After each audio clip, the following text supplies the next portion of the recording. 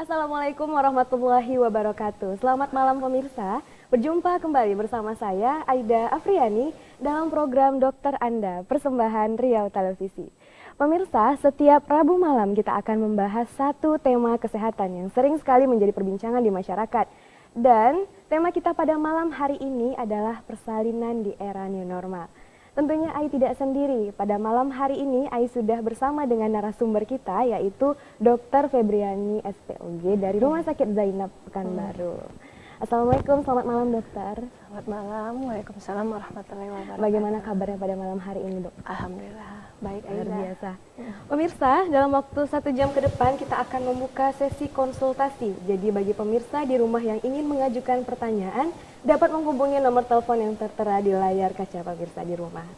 Baik dokter, terkait dengan persalinan di era new normal, kira-kira apa yang menjadi pembeda antara persalinan sebelumnya dengan persalinan di era new normal ini dok? Boleh sedikit diberikan penjelasannya dok? Ya, nah mungkin dengan masa pandemi kita yang kita jalani ini, jadi ada istilah new normal. Nah, pada umumnya perbedaannya tidak jauh berbeda, akan tetapi kita akan melakukan protokol screening yang ketat pada era new normal ini supaya untuk mencegah dan mengurangi transmisi pada ibu ataupun dari ibu ke janin ataupun dari para lingkungan sekitarnya ke ibu dan janin. Jadi misalnya begini Aida, kalau misalnya sebelumnya tidak ada screening, keluar masuk saja pengunjung. Nah, pada era new normal ini kita perketat. Pengunjung hanya boleh 1 atau 2 orang yang menemani 1-2 orang.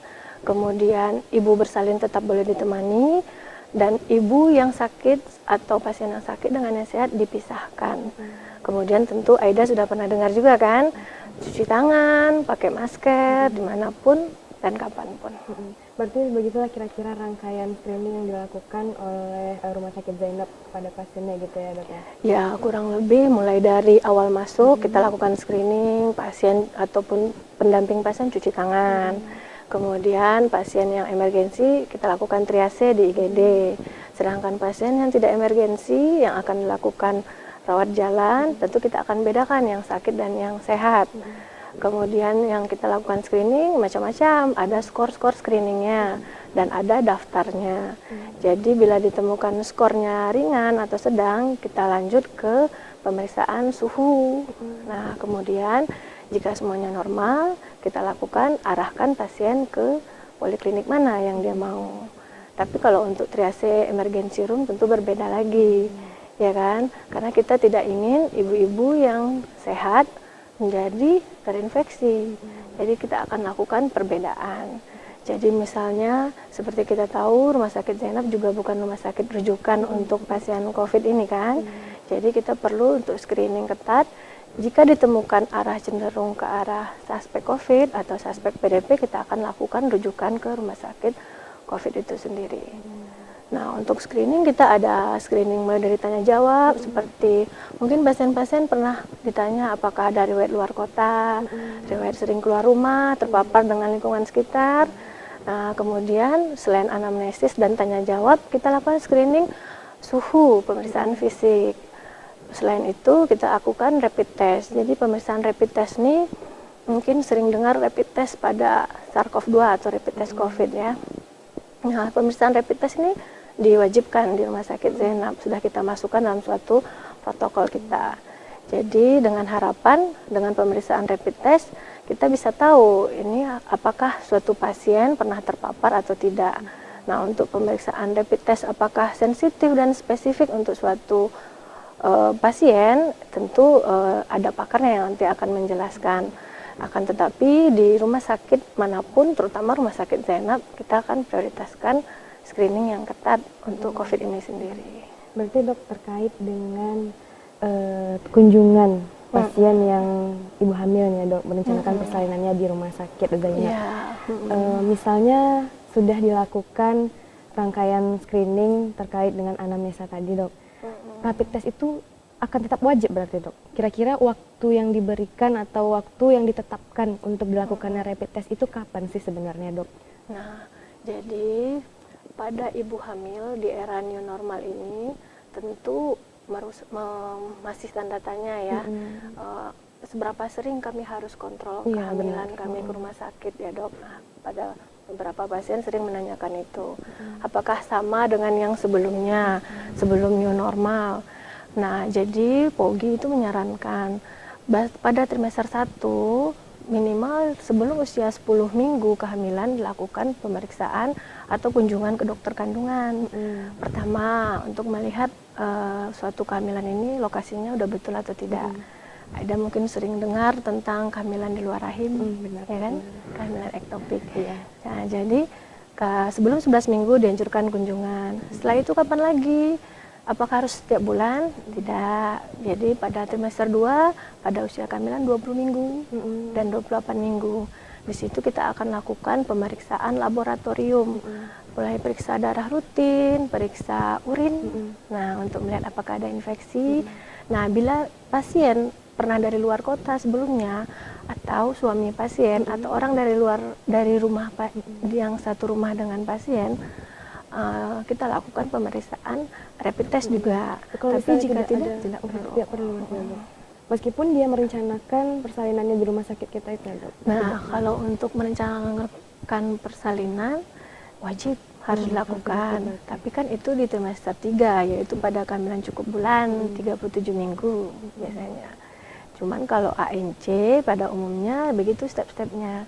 Trimester 1 sekali, trimester 2 minimal 2 kali, di trimester 3 dianjurkan tiap 2 minggu. Nah, kadang ada beberapa pasien juga masih tanda tanya, dok masih kurang puas kalau dengan tatap muka gitu kan. Jadi kita juga ada seperti telemedicine, WhatsApp call. Jadi nanti ada admin yang akan memfasilitasi untuk membantu pasien untuk berkomunikasi dengan dokter. Berarti tidak ada penghalang lagi ya dok untuk tetap berkonsultasi, tetap mengajukan keraguan hati dari para ibu-ibu di rumah gitu tentang kehamilannya ya dok. Tidak. Berarti dok, kalau misalnya ibu hamil ini sudah periksa di rumah sakit, misalnya kan dok, kemudian sudah tidak ada riwayat perjalanan, tidak ada kontak, tapi kan sekarang lagi maraknya nih dok, orang tanpa gejala mengenai COVID ini. Ya, OTG ya. OTG istilahnya ya dok. Nah, rencana persalinan memang akan dilakukan di Rumah Sakit Zainab nih dok. Apakah menjelang taksiran persalinan atau tanggal dia akan bersalin itu diwajibkan dia untuk tetap rapid dok? Padahal dia tidak ada faktor-faktor pendukung lainnya gitu. Apakah memang diwajibkan atau bagaimana dok? Nah, sebenarnya rapid test itu kan 2 pemeriksaan yang dilakukan. Dia menilai IgG dan IgM istilah dari ilmiahnya. Nah, jadi misalnya apakah pasien terinfeksi akut atau pernah terinfeksi sebelumnya. Nah, secara garis besar, apakah rapid test ini pemeriksaan yang paling gold atau yang paling standarnya? Masih ada lagi yang di atas itu. Tetapi dengan menggabungkan semua, mulai dari anamnesis, pemeriksaan fisik, dan pemeriksaan seperti rapid test, ronsen, dan laboratorium lainnya, itu akan lebih bagus dan menghasilkan hasil yang lebih akurat. Jadi misalnya pasien baru seminggu lalu di rapid, tapi pasien dari luar kota, kita tetap harus lakukan pemeriksaan rapid test ulangan. Tapi kalau misalnya pasien sudah pernah di rapid, tapi pasien isolasi mandiri, dengan syarat pasien tidak berbohong, ya kan, jujur. Ya kemungkinan kalau sudah isolasi mandiri selama 14 hari, seolah aman. Dengan syarat dari laboratoriumnya tidak ada yang mendukung ke arah infeksi viral kan. Gitu ya dok. Sekarang nih kan dok, Ai juga pernah mendengar tentang Rumah Sakit Zainab yang selalu mengedepankan tentang inisiasi menyusui dini nih dok, IMD ya kan dok. Nah di era new normal saat ini dok, apakah hal seperti itu masih tetap dilakukan pada ibu dan bayinya atau bagaimana dok? Ya, jadi itulah keuntungannya kita lakukan screening. Di Rumah Sakit Zainab kita lakukan screening ketat, tujuannya sebenarnya berguna untuk ibu itu sendiri. Kita tahu ibunya pernah terinfeksi atau tidak. Kemudian untuk bayinya. Jadi begitu ibunya ingin melakukan IMD, kalau misalnya dari hasil screening aman-aman saja ibunya, ya kita tetap boleh lakukan IMD dengan syarat-syarat yang sesuai dengan protokol kesehatannya. Tapi kalau misalnya si ibu kita temukan dari screeningnya reaktif, ditambah pasangan ibu atau ayah keluar kota bolak-balik, tentu merupakan resiko yang cukup tinggi bagi janin untuk terpapar. Ditambah lagi si bayi yang baru lahir juga mempunyai imunitas yang masih dalam proses perkembangan, tidak seperti kita.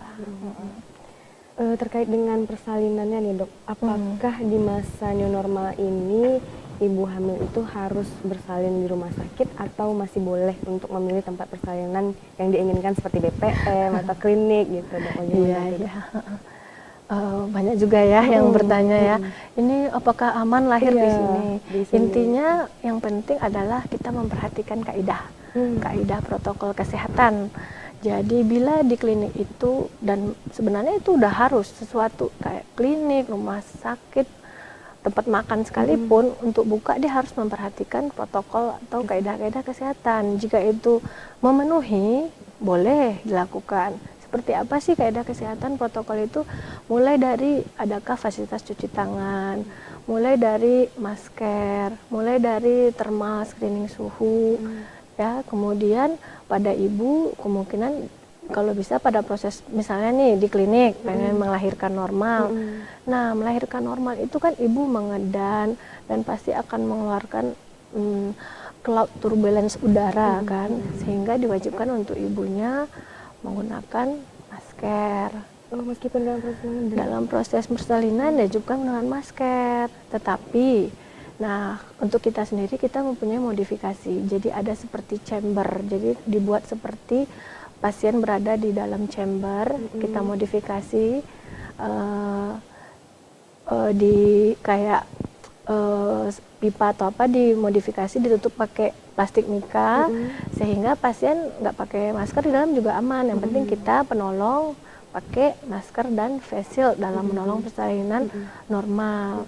Karena persalinan normal di mana di situ pasien menahan nyeri, kemudian pasien juga mengedan, otomatis turbulensi yang keluar, droplet-droplet yang keluar tentu akan lebih banyak dibanding per abdominam.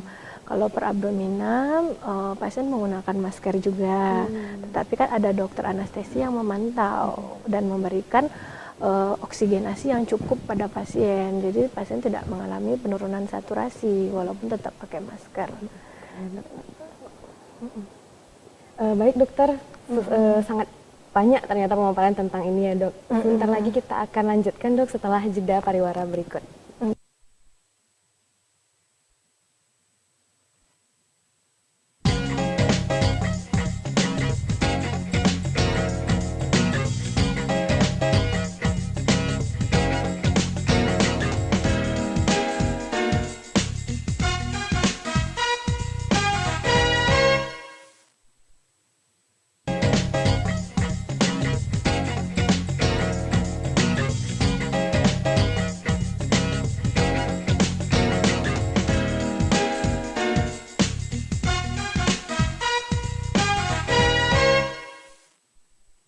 Baik dokter, kita lanjut lagi nih ya dok pembahasannya.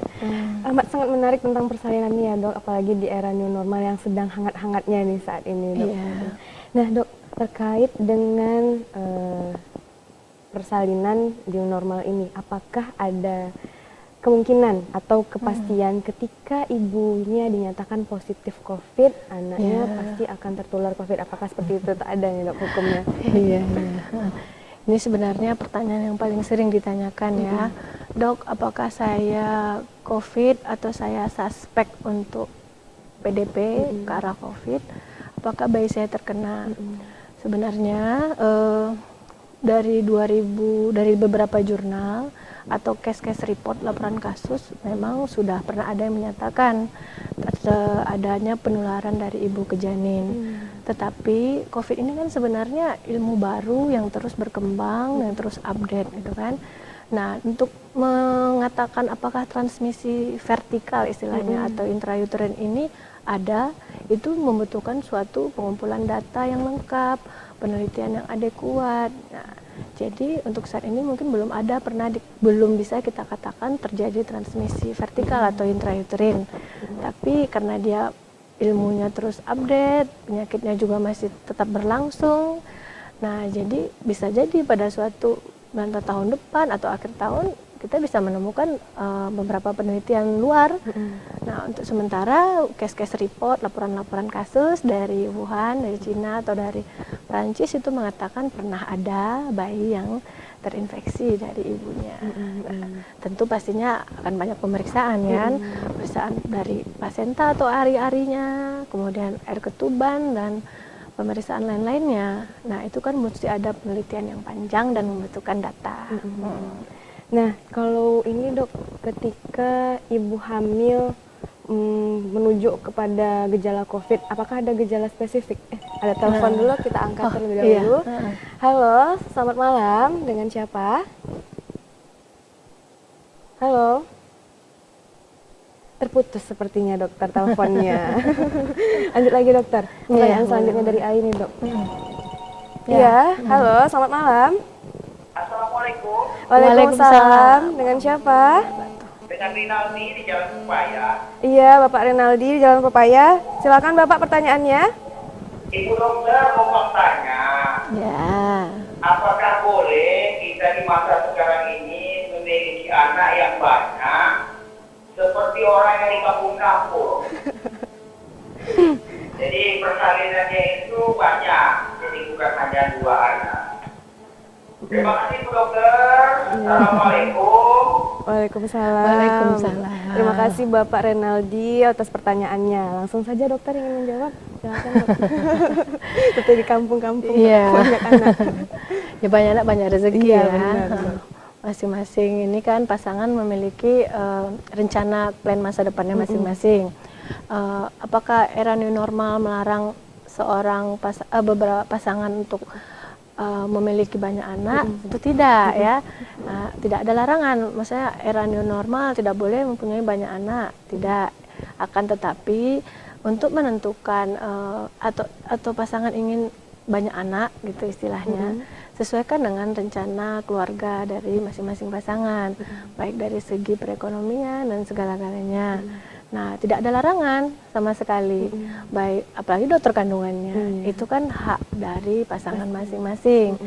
Tapi, nah kalau misalnya istrinya sudah resiko tinggi, atau kita kenal high risk pregnancy, ya kan, atau mungkin sudah multiple cesarean, previous cesarean atau bekas SC sudah beberapa kali, yang menganjurkan dia atau membahayakan dia jika dia mengalami atau hamil untuk yang kesekian kalinya. Nah, yang seperti itu mungkin kita akan komunikasikan ke pasangannya. Jika pasangan setuju, kita lakukan kontrasepsi. Tapi jika tidak, tetap diserahkan ke pasangan masing-masing karena itu hak dari masing-masing pasangan. Ya, gitu aja cukup ya dokter. Iya, mungkin Pak Rinaldi itu aja. Itu aja ya Pak ya. Baik dokter, tadi Ai lihat beberapa iklan jeda kita tadi ini dok, ada tentang kunjungan-kunjungan yang dilakukan di Rumah Sakit Zainab. Itu kunjungan seperti apa dok? Ai lihat ada banyak tadi kunjungannya dok. Apa aja tuh dok? Ya, jadi ada telepon lagi. Baik, bentar. kita angkat terlebih dahulu. Halo. Halo, assalamualaikum. Selamat malam. Halo. Baik, terputus. Lanjut lagi dok, kunjungan seperti apa tadi itu dok? Kunjungan di Zainab ini ada yang dari segi medis dan syariah ya. Kalau untuk medis ya, saya jelasin medis biasanya pasien saya, kalau saya yang DPJP-nya dan pasien-pasien ya. Baik, terputus sebentar ya dok. Halo, selamat malam. Halo. putus. Halo, selamat malam. Terputus lagi dokter. Iya. Kita lanjut ya. Lanjut Jadi lagi, konsultasinya itu istilahnya visite atau kunjungan. Pertama kita ada dokter DPJP atau dokter yang menangani, dokter utamanya, ya tentu dokter kandungannya. Ya, dia akan lakukan visite atau kunjungan sesuai dengan persalinan pasien, apakah normal atau perabdominam atau operasi. Kalau operasi kita lakukan 2 kali, kalau dia normal mungkin sekali kunjungan, kalau tidak ada masalah apa-apa ya pasien boleh pulang. Selain dokter DPJP kita dokter ruangan. Dokter ruangan ini kan dia punya rotasi shiftnya, ada yang shift pagi, sore, dan malam, ya kan. Nah, jadi dia akan melakukan shift untuk melihat pasien-pasien di ruangan apa aja, yang butuh kontrol apa aja, yang butuh perhatian istimewa apa aja, monitor. Kemudian kita ada apoteker kita. Apoteker ini menjelaskan mengenai gimana sih cara minum obat, waktu minum obat, kemudian minum obat yang seoral atau dari mulut itu seperti apa, apakah sebelum atau sudah makan, kemudian efek dari samping obat dia jelasin. Ya alhamdulillah kita cukup terbantu dengan penjelasan apoteker ini kan, terutama kami DPJP atau dokter utamanya. Kemudian adanya konsultasi dari gizi. Nah, jadi gizi pasien, terutama pasien-pasien yang butuh perbaikan atau kita butuh pasien ini misalnya pasien pos rawatan HCU yang butuh gizi yang baik, misalnya tinggi protein, tinggi kalori, sehingga kita konsultasi gizi tidak hanya pada pasien-pasien tertentu. Semua pasien kita lakukan konsultasi gizi. Nah, kalau untuk syariahnya kita ada Ustadz kunjungan untuk spiritual dan memberikan motivasi serta doa. Lengkap sekali kunjungan yang diberikan oleh Masjid Zainab ya dok. Tidak hanya secara medis tapi juga spiritual pasien diperhatikan. Sempurna sekali pokoknya. Jadi dok, seluruh pasien berarti dapat kunjungan seperti itu dok? Yang spiritual, medis itu berarti seluruhnya? Seluruhnya dilakukan. Tidak ada perbeda-bedaan karena memang keliling. Pasien dokter utamanya pun untuk visitnya tidak ada perbedaan, semuanya tetap sesuai. Oke, dokter kembali lagi kepada persalinan yang normal tadi nih dok. Tentang ibu hamil lagi nih dok, apakah ada gejala dari COVID-19 ini yang berbeda antara orang biasa yang tidak hamil dengan ibu hamil? Apakah ada gejala spesifik yang merujuk pada COVID pada ibu hamil? Tidak dok? Jadi ibu hamil ini dia dari beberapa penelitian, apakah lebih rentan dia mendapat porsi yang sama untuk terkena sama dengan orang dewasa. Misalnya sebenarnya terinfeksi tidaknya seseorang tergantung dari viral load atau jumlah virus yang kena, berapa lama paparannya, dan banyak lagi faktor-faktor lainnya. Akan tetapi pada ibu hamil berbeda nggak dok? Lebih rentan nggak dok? Sama porsinya, dia sama-sama insiden untuk terjadi infeksi itu ada. Nah, akan tetapi pada ibu hamil dia kan mengalami, kalau kita hamil kan ada janin dalam kandungan kita yang merupakan awalnya itu kan suatu benda asing. Jadi ada namanya perubahan fisiologi tubuh pada ibu hamil, di mana perubahan ini mengakibatkan sedikit tidaknya terjadi penurunan imunitas dari ibu hamil. Jadi ibu hamil untuk mendapatkan atau terinfeksi COVID sama saja dengan kita yang tidak hamil. Dan bila dia menderita COVID atau terinfeksi COVID, tentu gejalanya akan lebih berat. Nah, yang paling sering terjadinya prematuritas, kemudian anak lahir dengan berat lahir rendah. Nah, untuk terjadi komplikasi yang lainnya sama dengan yang tidak terinfeksi. Nah, gejalanya banyak sekali ya. Sebenarnya kalau gejala asimptomatisnya lebih banyak dibanding yang simptomatis ya. Gejalanya. Pemirsa, kita tahan dulu gejala seperti apa sih pada COVID yang terjadi pada ibu hamil. Setelah jeda pariwara berikut akan kita sambung kembali. Oke.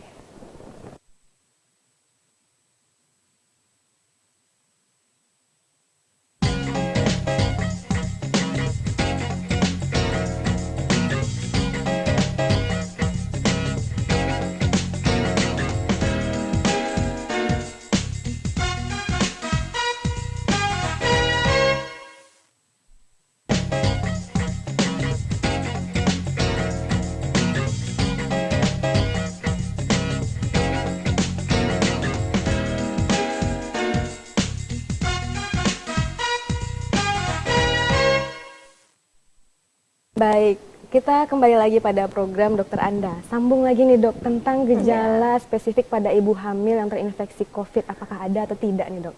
Ya, gejala pada ibu hamil ya. Nah, ibu hamil yang terinfeksi kurang lebih gejalanya sama dengan yang tidak hamil. Gejala paling sering itu 70% disertai demam. Demam itu yaitu peningkatan suhu tubuh di atas suhu tubuh normal, di atas 3 sampai 38 derajat Celcius.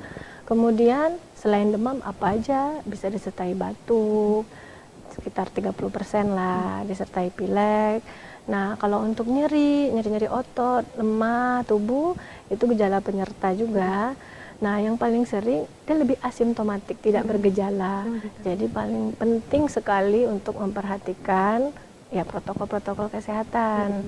Mungkin ibu-ibu di rumah sudah pernah atau sudah sering buka medsos kan, protokol-protokol kesehatannya apa aja? Ya, salah satunya masker, cuci tangan, hindari keramaian, kemudian ya physical distancing.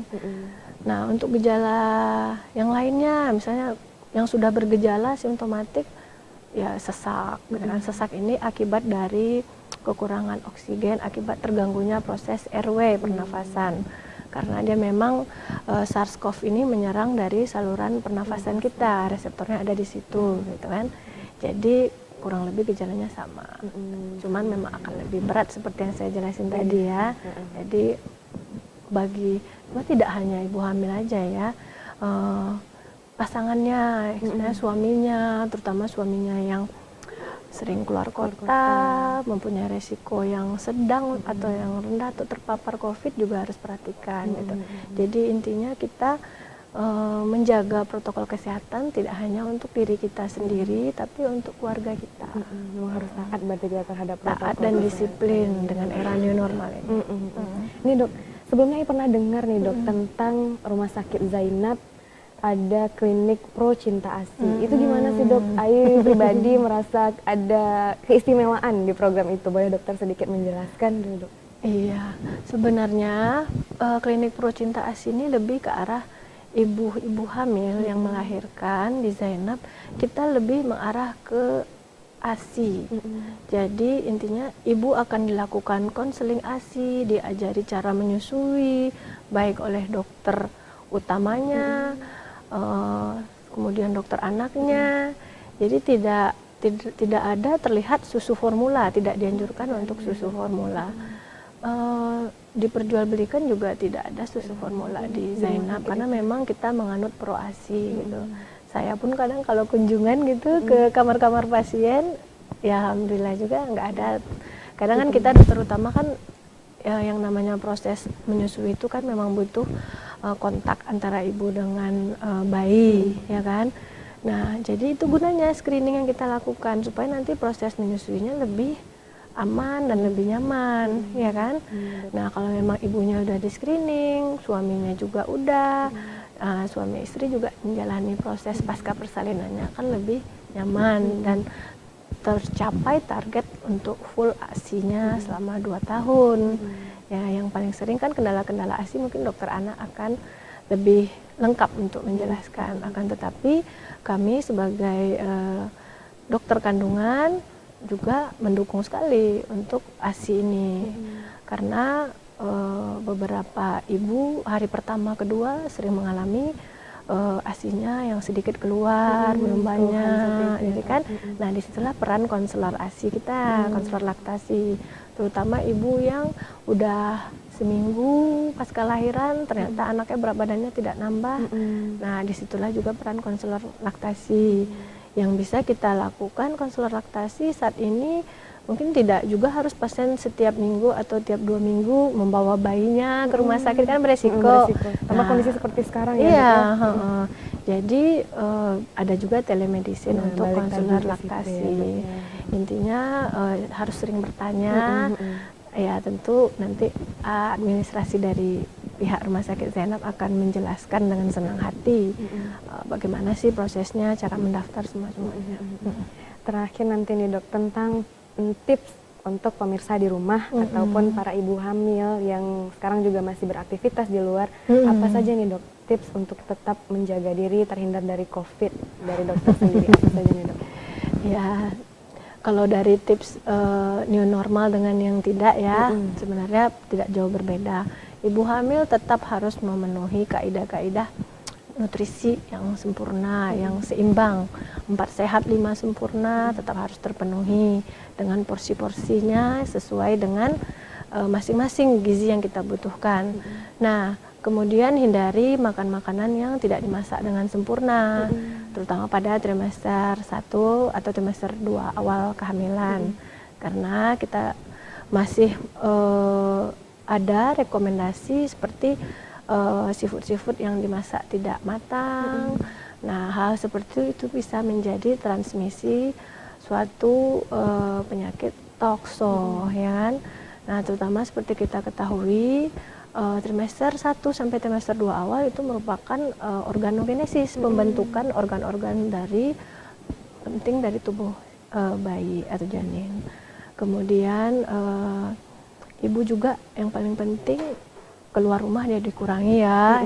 Kemudian pakai masker di setiap kesempatan, masker for all lah. Pokoknya apapun itu, kapanpun gunakan masker, karena 70% penggunaan masker bisa menghindari kita dari asimptomatik COVID. Tapi mungkin penggunaan masker hanya bisa mengurangi 20% dari simptomatik pasien yang positif COVID. Jadi sangat berguna. Kemudian personal hygiene kali ya, sering cuci tangan. Selanjutnya ibu-ibu hamil juga selain itu kunjungan teratur ke rumah sakit, antenatal care. Akan tetapi kendalanya antenatal care ini kan dibatasi ya, karena takut info-info ke rumah sakit sering-sering malah mengakibatkan kita jadi tertular, gitu kan. Sebenarnya kalau kita memenuhi kaidah-kaidah, pakai masker, cuci tangan, kemudian jaga kebersihan kita, kurangi kontak, antri juga ada batas-batasnya, jaraknya. Nah, kita lakukan seperti itu, insya Allah tidak akan atau mengurangi untuk terjadinya transmisi. Jadi ANC seperti yang penting saya bilang trimester 1 ya, kemudian trimester 2. Trimester 2 itu kita biasanya ibu-ibu tuh jenis kelaminnya apa ya dok? Di situ udah bisa dilihat ya kan. Nah kemudian di trimester 3 awal kita mau lihat posisi dari pasenta atau ari-ari serta jumlah air ketuban. Intinya kita mau lihat kesejahteraan janin. Nah ibu-ibu yang bertanya dok sudahlah dikurangi kunjungannya supaya nggak takut terpapar, jadi emergensi apa yang mengharuskan kami untuk ke rumah sakit. Nah misalnya trimester 1 ibunya susah makan, mual-muntah berlebihan sehingga mengakibatkan dia dehidrasi, lemah, anjurkan ke rumah sakit. Atau ada pendarahan dari maluannya, darah segar ataupun darah yang flek-flek, nah itu dianjurkan ke rumah sakit juga. Atau kontraksi, kemudian tekanan darah yang tinggi, yang disertai nyeri kepala, apalagi kalau ibu hamilnya mengalami kejang-kejang itu langsung ke rumah sakit, berarti emergency case sifatnya. Begitu ya dok ya.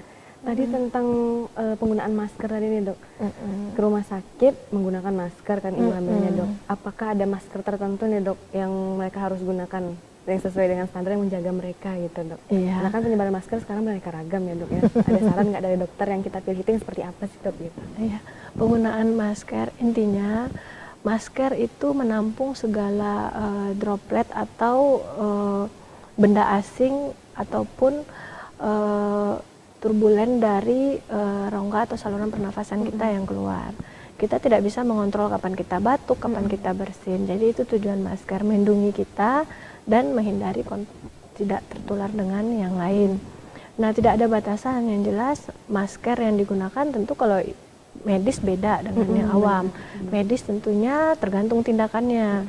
Kalau di level berapa perlu APD atau alat pelindung diri tergantung dari maskernya.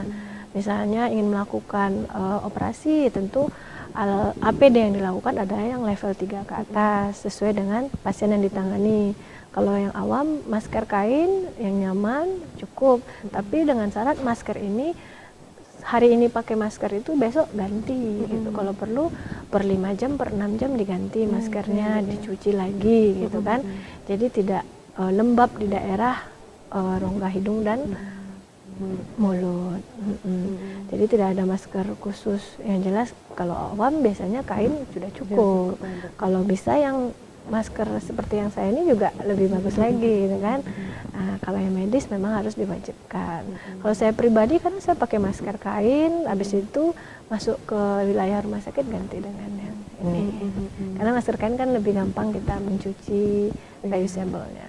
Kalau yang ini kan memang sekali pakai. Iya. Nah, kalau yang untuk N95 sendiri, ada masker N95, beberapa N95 ini penggunaannya ditentukan.